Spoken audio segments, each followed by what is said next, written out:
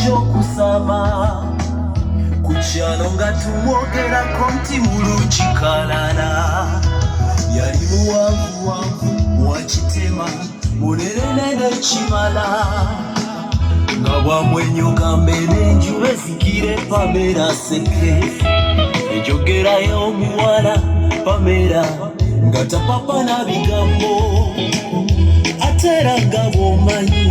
abambejjera bwe batyo yabanga n'omwami bambye yali amuyamba buli kimu kuba bambi omumbejjo Pamela yali talaba.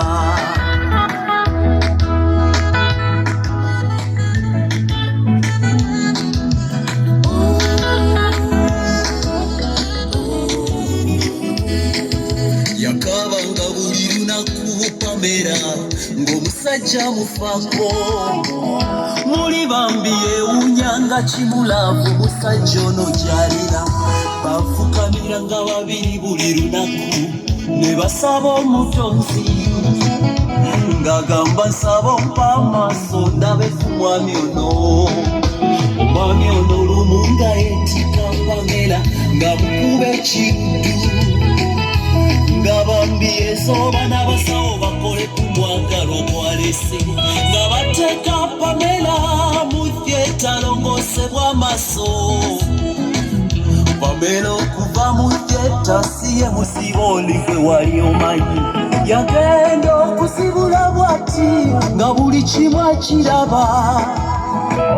olw'essanyu yanoonyezaawo omusajja oli mazima ne bw'obeera ggwe.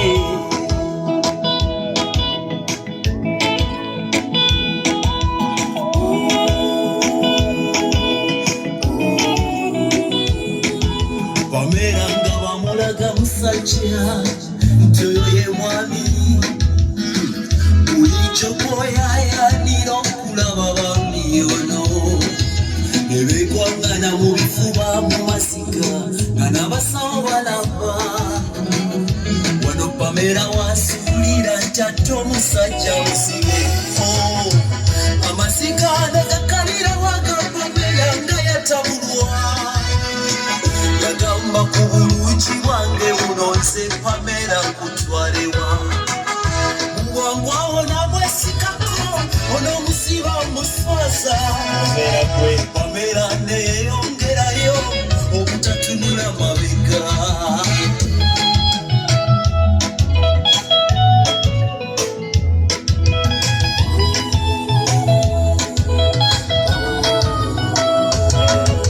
Yamuyita n'ekkonje bw'ati Pamela nga tonnaba kugenda nasazeewo bakuwa amaaso gange olw'omukwano gw'ogwennina bambi Pamela nkusaba okazase